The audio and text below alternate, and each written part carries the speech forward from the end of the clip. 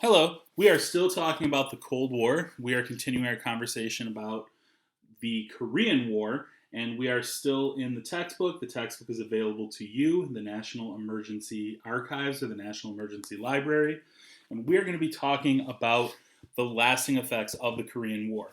By the spring of 1951, Allied forces had regrouped and stabilized their position near the 38th parallel. The stalemate lasted until 1953. During that time, the two sides fought small, bloody battles with limited results. At the same time, diplomats tried to devise an acceptable peace agreement. The war becomes a political issue. The stalemate was a key issue in the presidential election of 1952. Republican candidate Dwight D. Eisenhower promised that if elected, he would end the war. Upon his election, he visited Korea, spoke with the troops, and studied the enemy's fortifications. Eisenhower became convinced that only strong action would break the stalemate. When peace talks threatened to fail, he hinted that he might introduce nuclear weapons into the conflict. That warning, along with the death of Joseph Stalin, convinced the communists to settle the conflict.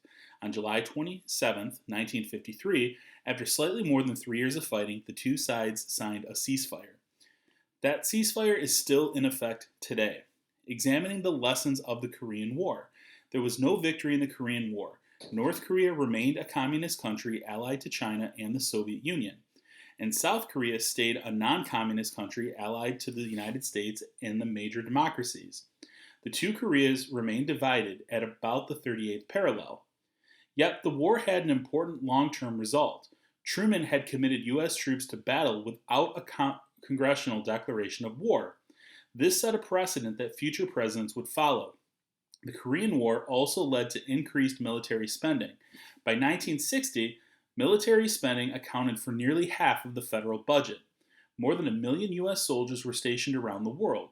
A new alliance underscored U.S. interest in Asia. Like NATO, the Southeast Asia Treaty Organization, or SEATO, was a defensive alliance aimed at preventing the spread of communism. Its members included Pakistan, Thailand, the Philippines, Australia, New Zealand, France, Britain, and the United States. So, checkpoint. What were the most important results of U.S. participation in the war?